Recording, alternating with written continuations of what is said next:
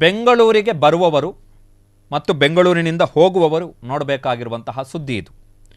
ಬೆಂಗಳೂರಿನ ನಾಗಸಂದ್ರ ಬಳಿಯನ್ನು ಟೋಲನ್ನು ಸಂಗ್ರಹ ಮಾಡಲಾಗ್ತಿದೆ. ಅದರ ವಿರುದ್ಧ ಕರ್ನಾಟಕ ಹೈಕೋರ್ಟ್ಗೆ ಅರ್ಜಿಯನ್ನು ಸಲ್ಲಿಸಲಾಗಿದೆ. ಅವರು ನೋಡಬೇಕಾದಂತಹ ಸುದ್ದಿ, ಬೆಂಗಳೂರಿನ ನಾಗಸಂದ್ರ ಬಳಿ ಟೋಲ್ ಸಂಗ್ರಹ ವಿರುದ್ಧ ಕರ್ನಾಟಕ ಹೈಕೋರ್ಟ್ಗೆ PIL ಸಾರ್ವಜನಿಕ ಹಿತಾಸಕ್ತಿ ಅರ್ಜಿ ಸಲ್ಲಿಕೆಯಾಗಿದೆ. ಟೋಲ್ ಸಂಗ್ರಹ ಅವಧಿ ಮುಗಿದರೂ ಕೂಡ ಟೋಲ್ ಸಂಗ್ರಹ ಮಾಡಲಾಗ್ತಿದೆ ಎನ್ನುವಂಥದ್ದು ಈ ಸಾರ್ವಜನಿಕ ಹಿತಾಸಕ್ತಿ ಅರ್ಜಿಯಲ್ಲಿ ಇರತಕ್ಕಂಥ ಪ್ರಮುಖವಾದಂಥ ಅಂಶ. ಯಶವಂತಪುರ ಫ್ಲೈಓವರ್ ಇಳಿದ ಬಳಿಕ ನಾಗಸಂದ್ರ ಟೋಲ್ ಪ್ಲಾಜಾ ಸಿಗುತ್ತೆ. ಈ PIL ಅಲ್ಲಿ ಇರುವಂಥ ಅಂಶ ಏನು ಅಂತ ಹೇಳಿದ್ರೆ 2021ರಲ್ಲೇ ಅಂದರೆ 4 ವರ್ಷದ ಹಿಂದೆಯೇ ಅಲ್ಲಿ ಟೋಲ್ ಸಂಗ್ರಹ ನಿಂತೋಗಿತ್ತು.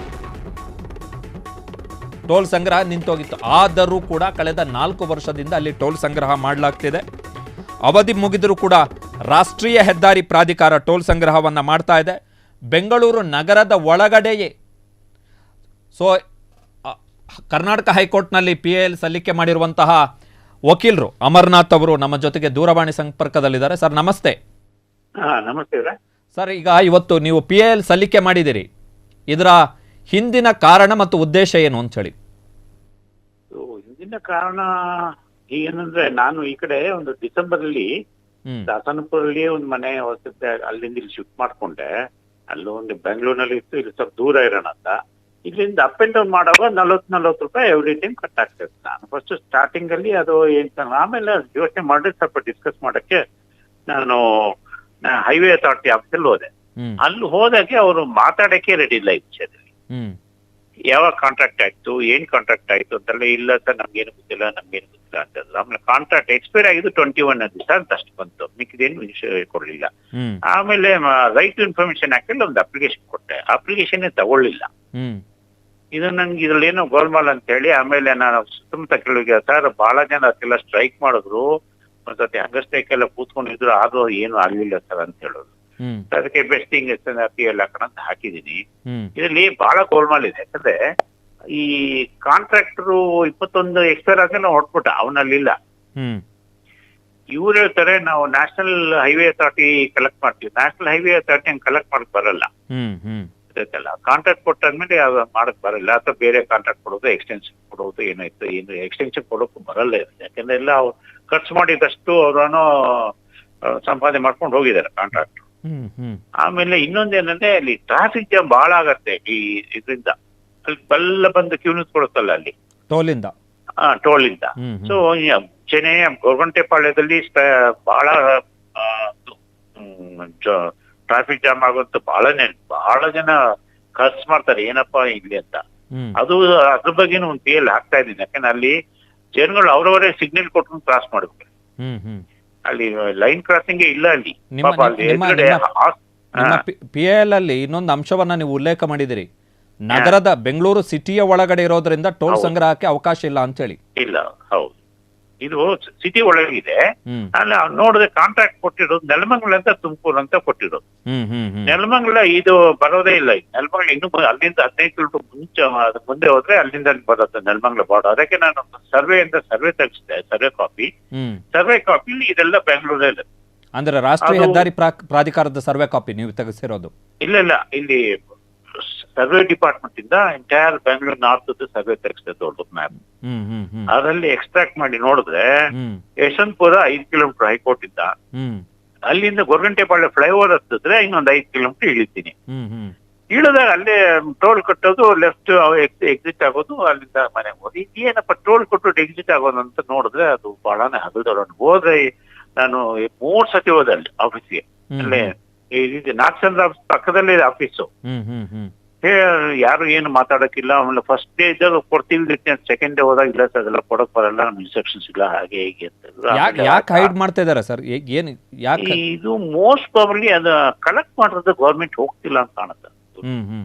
ಪರ್ ಡೇ ಕೋಟಿಗಟ್ಟಲೆ ಪರ್ ಡೇ. ಬಟ್ ನಿಮ್ಮ ಅರ್ಜಿಯಲ್ಲಿ ಹೇಳಿದಿರಿ 18 ಜಿಲ್ಲೆಗಳಿಗೆ ಅಂತ ಹೇಳಿದ್ರೆ ಏನ್ ದಿನಕ್ಕೆ ಒಂದು ಲಕ್ಷಾಂತರ ಗಾಡಿಗಳು ಹೋಗುವಂತ? ಹೋಗುತ್ತು. ಬರೀ ಕರ್ನಾಟಕ ಜಿಲ್ಲೆ ಅಲ್ಲ, ಬಾಂಬೆ ಹೋಗೋ ವೆಹಿಕಲ್ ಇದ್ರ ಮೇಲೆ ಹೋಗುತ್ತಲ್ಲ. ಬಾಂಬೆ, ಪೂನಾ, ಮಹಾರಾಷ್ಟ್ರ ಹೋಗೋ ವೆಹಿಕಲ್ಸ್ ಇದ್ರ ಮೇಲೆನೆ ಹೋಗೋದು. ವೆಹಿಕಲ್ಸ್, ಹಾಗೆ ಎಷ್ಟು ವೆಹಿಕಲ್ಸ್ ಹೋಗುತ್ತೆ ಜಸ್ಟ್ ಇಮ್ಯಾಜಿನ್. ಹ್ಮ್ ಆ ವೆಹಿಕಲ್ಸ್ ಅಲ್ಲಿ ನೋಡ್ರೆ ನಿಯರ್ಲಿ ಕೋಟಿ ಪರ್ ಡೇ ಕಲೆಕ್ಟ್ ಆಗುತ್ತೆ. ಅದು ಗೌರ್ಮೆಂಟ್ ಹೋಗ್ತಾ ಇದೆ, ನೀವು ಸ್ವಲ್ಪ ಅದು ಇನ್ವೆಸ್ಟಿಗೇಟ್ ಮಾಡೋದು ಗೊತ್ತಾಗ್ತದೆ hmm whether that is going to government or somewhere else ಅಂತ. ಅಲ್ಲ, ಗೌರ್ಮೆಂಟ್ ಹೋಗಿಲ್ಲ ಅಂತ ಹೇಳಿದ್ರೆ this will be the biggest scam. Biggest scam ಇದು. ಯಾಕಂದ್ರೆ ದಿನಕ್ಕೆ 1 ಕೋಟಿ ಅಂದ್ರೆ ಹೈವೇ ಅಥಾರಿಟಿ ಆಕ್ಟ್ ಅಲ್ಲಿ ಅವ್ರು ಕಲೆಕ್ಟ್ ಮಾಡಕ್ ಆಗಲ್ಲ. ಹ್ಮ್ ಹೈವೇ ಅಥಾರಿಟಿ ಆಕ್ಟ್ ಅದನ್ನು ಸ್ಟಡಿ ಮಾಡಿದೆ. ಆಮೇಲೆ ಮದ್ರಾಸ್ ಹೈಕೋರ್ಟ್ ಒಂದು ಜಜ್ಮೆಂಟ್ ನೋಡಿದೆ, ಎಲ್ಲ ಸ್ಟಡಿ ಮಾಡ್ಕೊಂಡು ಹಾಕಿದೀನಿ. ಮದ್ರಾಸ್ ಹೈಕೋರ್ಟ್ ಜಜ್ಮೆಂಟ್ ಅಂತೂ ಹೈವೇ ಆಕ್ಟ್ ಇವರು ಮೇಂಟೈನ್ ಮಾಡಿಲ್ಲ ಅಂತ ಹೇಳಿ ಸ್ಟಾಪ್ ಕಲೆಕ್ಟಿಂಗ್ ದಿ ಟೋಲ್ ಅಂತಾನೆ ಆರ್ಡರ್ ಮಾಡ್ತಾರೆ. ಅಲ್ಲ, ನನಗೆ ಅಮರ್ನಾಥ್ ಅವರೇ, ಈಗ ಕಳೆದ ಸಲ ಇದು ಹರಿಯಾಣದಲ್ಲೂ ಕೂಡ ಈ ಹಿಂದೆ ಒಂದು ಪ್ರಕರಣದಲ್ಲಿ ಸುಪ್ರೀಂ ಕೋರ್ಟ್ ಕೂಡ ಹೇಳಿತ್ತು, ಅವಧಿಗೆ ಮೊದಲು ಅವಧಿ ಮುಗಿದಾದ ಬಳಿಕ you don't have rights to collect the toll ಅಂತ. ಹೌದು. ಸೊ ಈಗ ಅಲ್ಲ, ನೀವು ಹೇಳ್ತಾ ಇದ್ರೆ ದಿನಕ್ಕೆ 1 ಕೋಟಿ ಅಂತ ಹೇಳಿದ್ರೆ ವರ್ಷಕ್ಕೆ 365 ಕೋಟಿ ಆಯ್ತು. 4 ವರ್ಷ ಅಂದ್ರೆ 2,000 ಕೋಟಿ ಆಯ್ತು. ಸೊ ಅದು ಗೌರ್ಮೆಂಟ್ ಹೋಗಿಲ್ಲ ಅಂತ ಹೇಳಿದ್ರೆ ಯಾರೋ ಆಫೀಸರ್ ಅಲ್ಲಿ ತಿಂತಾ ಇದಾರೆ, ಇಲ್ಲ ಸಮ್ ಪ್ರೈವೇಟ್ ಪ್ಲೇಯರ್ಸ್ ಇಲ್ಲ, ಇದು ಸಮ್ ಪೊಲಿಟಿಕಲ್ ಇದು ಇದೆ, ಪಾರ್ಟಿಸ್ ಇದೆ ಅಂತ ಕಾಣುತ್ತೆ. ಅದು ಸ್ವಲ್ಪ ಇನ್ವೆಸ್ಟಿಗೇಟ್ ಮಾಡ್ಬೇಕು. ನನಗೆ ಅಷ್ಟು ಆಗ್ಲಿಲ್ಲ ಅದು ಇನ್ವೆಸ್ಟಿಗೇಟ್ ಮಾಡಕ್ಕೆ. ಅದು ಆನ್ಲೈನ್ ನೀವೇನಾದ್ರು ಅಕೌಂಟ್ ಡೈಲಿ ಅದೇನಾದ್ರು ಗವರ್ಮೆಂಟ್ ಹೋಗ್ತಾ ಇದೆಯಾ ಅದೆಲ್ಲ RT ಅಪ್ಲಿಕೇಶನ್ ಕೊಟ್ಟೆ ತಗೊಳ್ಳಿಲ್ಲ ಸರ್. NHAI ತಗೊಳ್ಳಿಲ್ಲ, ಪ್ರಾಧಿಕಾರದವರೇ ಅಪ್ಲಿಕೇಶನ್ ತಗೊಳ್ಳಿಲ್ಲ. ಓಕೆ, ಅಪ್ಲಿಕೇಶನ್ ತಗೊಂಡ್ರೆ ಕೊಡ್ಲಿಲ್ಲ ಅಂದ್ರೆ ನಾನು RTA ಇದಕ್ಕೆಲ್ಲ ಹೋಗ್ಬೇಕು. ಈಗ ಚೀಫ್ ಅವ್ರು ಅದೇ ಹೇಳಿದ್ರು, RTA ಹಾಕಿಲ್ಲ ಅಂತ ನೀವು RTA ಕಮಿಷನರ್ ಒಂದೆಲ್ಲ ಬಂದಿದೆ ಸರ್, ಕಮಿಷನರ್ ಹಾಕಿದ್ರೆ ಆಗತ್ತೆ, ಒಂದು 3-4 ತಿಂಗಳು ಆಗತ್ತೆ.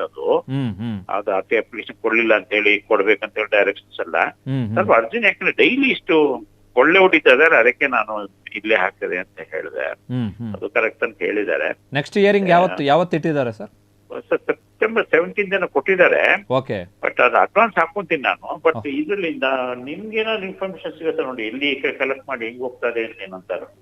ನೀವು ಹೋದ್ರೆ ಇಂಟರ್ವ್ಯೂ ಕೊಡಲ್ವ ಅವರು? ಇಲ್ಲ, ನಿಮಗೆ ಕೊಟ್ಟಿಲ್ಲ ವಕೀಲರಾಗಿ. ಮೀಡಿಯಾ ಕ್ಯಾಮರಾ ಇಟ್ಕೊಂಡು ಹೋಗ್ಬಿಟ್ರೆ ಅಲ್ಲ, ವಕೀಲರಿಗೆ ಹೈಕೋರ್ಟ್ ನಲ್ಲಿ ನೀವು PIL ಆಗ್ತೀನಿ ಅಂತ ಹೇಳಿದ್ರು ನಿಮ್ಗೆ ಕೊಡ್ಲಿಲ್ಲ ಅಂದ್ರೆ ನಮಗೆ ಹೇಗೆ ಕೊಡ್ತಾರೆ ಸರ್? ಕರೆಕ್ಟ್. ಬಟ್ ಇದೊಂದೇ ಅಲ್ಲ ಸರ್, ಬಹಳಷ್ಟು ಇದೆ, ಕರ್ನಾಟಕದಲ್ಲೇ ಬಹಳಷ್ಟು ಇದೆ. ಓಕೆ, ಇದೊಂದು ಒಳ್ಳೆ ಇನಿಷಿಯೇಟಿವ್ ಅಮರ್ನಾಥ್ ಅವರೇ. ಕಾರಣ ತುಂಬಾ ಜನಕ್ಕೆ ಅಲ್ಲ, ಬಹುತೇಕ ಯಾರಿಗೂ ಕೂಡ ಗೊತ್ತಿರಲಿಲ್ಲ 2021 ಅಂದ್ರೆ 4 ವರ್ಷದ ಹಿಂದೆಯೇ ಈ ಟೋಲ್ ಪ್ಲಾಜಾದಲ್ಲಿ ಟೋಲ್ ಕಲೆಕ್ಟ್ ಮಾಡೋದು ನಿಂತಿದೆ ಅಂತೇಳಿ ಜನಕ್ಕೆ ಗೊತ್ತೇ ಇರಲಿಲ್ಲ. ಐ ಥಿಂಕ್ ಈ ಮಾರ್ಗದಲ್ಲಿ ಹೋಗುವಂತ ಎಲ್ಲರೂ ನಾನು ಹೇಳ್ತಾ ಇರುವಂಥದ್ದು 18 ಜಿಲ್ಲೆ ನೀವು ಹೇಳಿದ್ರಿ, ಬೇರೆ ರಾಜ್ಯಗಳಿಗೂ ಕೂಡ ಕನೆಕ್ಟ್ ಮಾಡುವಂತ ಟೋಲ್ ಆಗಿರೋದ್ರಿಂದ ಇದು ಬಹುಶಃ ಅಲ್ಲಿ ಹೋಗುವಂತ ಪ್ರಯಾಣಿಕರು ಅವರ ಹತ್ರ ಬಟ್ ಫಾಸ್ಟ್ಯಾಗ್ ಆಗಿರೋದ್ರಿಂದ ಜನಕ್ಕೂ ಕೂಡ ನಿಂತು ಪ್ರಶ್ನೆ ಮಾಡ್ಲಿಕ್ಕೆ ಅಲ್ಲಿ ಟೈಮ್ ಸಿಗಲ್ಲ, ಆಟೋ ಕಟ್ ಆಗುತ್ತೆ. ಓಕೆ, ಥ್ಯಾಂಕ್ ಯು ಅಮರ್ನಾಥ್ ಅವರು. ಇಷ್ಟೊತ್ತು ನೀವು ಈ ಸ್ಟೇಟ್ ಪೊಲಿಟಿಷಿಯನ್ಸ್ ಕೇಳಿ, ನೀವು ಏನು ಎನ್ಕ್ವೈರಿ ಮಾಡಿದ್ದಾರೆ ಸ್ಟೇಟ್ ಪೊಲಿಟಿಷಿಯನ್ಸ್ ಕೇಳಬಹುದು. ಓಕೆ, ಶೋರ್ ಸರ್, ಎನ್ಕ್ವೈರಿ ಮಾಡಿ ಕೇಳಬಹುದು. ಓಕೆ, ವಿ ವಿಲ್ ನಾವು ಫಾಲೋ ಅಪ್ ಮಾಡ್ತೀವಿ, ನೋಡೋಣ sir. Okay, thank you Amarnath ಅವರೇ. ಸೊ ವೆರಿ ಇಂಪಾರ್ಟೆಂಟ್ ಇದು. 4 ವರ್ಷ 2021ಕ್ಕೆ ಟೋಲ್ ಕಲೆಕ್ಷನ್ ಮಾಡುವಂಥದ್ದು ಏನಕ್ಕೆ ಅಂತ ಹೇಳಿದ್ರೆ ಉದ್ದೇಶ ಇಷ್ಟೇ. ಈಗ ಎಷ್ಟೋ ಕಿಲೋಮೀಟರ್ ರೋಡನ್ನು ನೀವು ಕನ್ಸ್ಟ್ರಕ್ಷನ್, ಅದು ಏನು ರಸ್ತೆಯನ್ನು ನಿರ್ಮಾಣ ಮಾಡಿ ಅದನ್ನು ಮೇಂಟೆನೆನ್ಸ್ ಮಾಡಲಿಕ್ಕೆ ಅಂಥೇಳಿ ಟೋಲ್ ಸಂಗ್ರಹ ಮಾಡ್ತಾರೆ. ನಿರ್ದಿಷ್ಟ ಕಂಪನಿ ಅದರ ಮೇಲೆ ಇನ್ವೆಸ್ಟ್ಮೆಂಟ್ ಮಾಡಿದ ಬಳಿಕ ಅದಕ್ಕೆ ಅದು ಏನು ಇನ್ವೆಸ್ಟ್ಮೆಂಟ್ ಮಾಡುತ್ತೆ ಅದರ ರಿಟರ್ನ್ಸ್ ಬಂದಾದ ಬಳಿಕ ಅಲ್ಲಿ ಟೋಲ್ ಸಂಗ್ರಹ ಮಾಡಲಿಕ್ಕೆ ಅವಕಾಶಗಳಿಲ್ಲ. ಈ ಹರಿಯಾಣದ ಒಂದು ಪ್ರಕರಣದಲ್ಲೂ ಕೂಡ ಸುಪ್ರೀಂ ಕೋರ್ಟ್ ಅದನ್ನು ಹೇಳಿದೆ. ಬಟ್ ಇಲ್ಲಿ ನೋಡಿ, ಈಗ ಗೊತ್ತೇ ಇಲ್ಲ, ಇವತ್ತು ಅಮರ್ನಾಥ್ ಅವರು PIL ಹಾಕೋವರೆಗೆ ನಮಗೂ ಗಮನಕ್ಕೂ ಬಂದಿಲ್ಲ. ಇದು ಜನಸಾಮಾನ್ಯರಿಗೆ ಗೊತ್ತೇ ಆಗಲ್ಲ, ನಾವು ಹೋಗ್ತೀವಿ. ಆಮೇಲೆ ಈಗ ಫಾಸ್ಟ್ಯಾಗ್ ಮಾಡಿರೋದ್ರಿಂದ ಆಟೋ ಕಟ್ ಆಗುತ್ತೆ, ಅಲ್ಲಿ ಹೋಗಿ ನಿಂತು ಪ್ರಶ್ನೆ ಮಾಡೋಕ್ಕಾಗಲ್ಲ. 2024ರಿಂದ 4 ವರ್ಷಗಳಲ್ಲಿ ಪ್ರತಿದಿನಕ್ಕೆ 1 ಕೋಟಿ ರೂಪಾಯಿಯಂತೆ 365 ದಿನಕ್ಕೆ 365 ಕೋಟಿ 4 ವರ್ಷಗಳಲ್ಲಿ ಅಂತಾದರೆ it cross more than 2000 crore, 2000 ಕೋಟಿ. NHAI ಅವರು ಅಲ್ಲಿ ಡಾಕ್ಯುಮೆಂಟ್ ಕೊಡೋಕ್ಕೆ ರೆಡಿ ಇಲ್ಲ. ಕೊಡ್ಬೋದಲ್ವಾ? ಸರ್ಕಾರಕ್ಕೆ ಹೋಗ್ತಾ ಇದೆ ಅಂತ ಹೇಳಿದ್ರೆ ಜನ ಪ್ರಶ್ನೆ ಮಾಡ್ತಾರೆ, ಹೌದು ಸರ್ಕಾರಕ್ಕೆ ಹೋಗ್ತಿದೆ ಅಂತ ಹೇಳಿದ್ರೆ ಕೇಳ್ಬೋದು. ಸೊ ಏನೋ ದೊಡ್ಡ ಸ್ಕ್ಯಾಮ್ ಇದೆ ಇಲ್ಲಿ, ಏನೋ ದೊಡ್ಡ ಸ್ಕ್ಯಾಮ್ ಇದೆ. ವಕೀಲರು RTI ಸಲ್ಲಿಕೆ ಮಾಡಿದ್ರು ಕೊಡದಷ್ಟು ಮಟ್ಟಿಗೆ ರಾಷ್ಟ್ರೀಯ ಹೆದ್ದಾರಿ ಪ್ರಾಧಿಕಾರ ಮಾಹಿತಿಗಳನ್ನು ಮುಚ್ಚಿಡ್ತಾ ಇದೆ ಅಂತ ಹೇಳಿದ್ರೆ ದೊಡ್ಡ ಗೋಲ್ಮಾಲ್ ಇದೆ. ಬಟ್ PIL ಸಲ್ಲಿಕೆ ಮಾಡಿರೋದ್ರಿಂದ ಮಾನ್ಯ ಹೈಕೋರ್ಟ್ನ ಡಿವಿಷನಲ್ ಬೆಂಚ್ ಮುಖ್ಯ ನ್ಯಾಯಮೂರ್ತಿ ವಿಭು ಬಕ್ರು ಮತ್ತು ನ್ಯಾಯಮೂರ್ತಿ CM ಜೋಶಿ ಅವರ ಪೀಠದಲ್ಲಿ PIL ಸಲ್ಲಿಕೆ ಆಗಿದೆ. ಕೇಂದ್ರ ಸರ್ಕಾರ ಮತ್ತು ರಾಷ್ಟ್ರೀಯ ಹೆದ್ದಾರಿ ಪ್ರಾಧಿಕಾರಕ್ಕೆ ಹೈಕೋರ್ಟ್ ನೋಟಿಸನ್ನು ಕೊಟ್ಟಿದೆ. ಸೊ ಅವರೀಗ ಬಂದು ಉತ್ತರವನ್ನು ಕೊಡಬೇಕೀಗ. ರಾಷ್ಟ್ರೀಯ ಹೆದ್ದಾರಿ ಪ್ರಾಧಿಕಾರದವರು ಅಲ್ಲಿ ಕಾಮಗಾರಿ ಮುಗ್ದಿದೆಯಾ, ಅಲ್ಲಿ ಇನ್ನೂ ಕೂಡ ಖಾಸಗಿ ಕಂಪನಿ ಆ ರೋಡನ್ನು ಮೇಂಟೈನ್ ಮಾಡ್ತಾ ಇದೆಯಾ, ಅದು ಯಾರು, 2021ರಲ್ಲಿ ಟೋಲ್ ಅವಧಿ ಮುಗಿದಾದ ಬಳಿಕ ಅದನ್ನು ರಿನ್ಯೂ ಮಾಡಲಾಗಿದೆಯಾ, ಇದ್ರ ಬಗ್ಗೆಲ್ಲ ದಾಖಲೆಗಳನ್ನು ಸಲ್ಲಿಕೆ ಮಾಡಬೇಕು. ಮುಚ್ಚಿಡೋಕ್ಕಾಗಲ್ಲ ಹೈಕೋರ್ಟಿಗೆ PIL ಸಲ್ಲಿಕೆ ಮಾಡಿರೋದ್ರಿಂದಾಗಿ. ಕ್ಷಣ ಕ್ಷಣದ ಸುದ್ದಿಗಳಿಗಾಗಿ ಫ್ರೀಡಂ ಟಿವಿ ಸಬ್ಸ್ಕ್ರೈಬ್ ಮಾಡಿ, ಲೈಕ್ ಮಾಡಿ ಹಾಗೂ ಫಾಲೋ ಮಾಡಿ. ಹೊಸ ಸುದ್ದಿಗಳ ನೋಟಿಫಿಕೇಶನ್ಗಾಗಿ ಬೆಲ್ ಐಕಾನ್ ಮೇಲೆ ಕ್ಲಿಕ್ ಮಾಡಿ.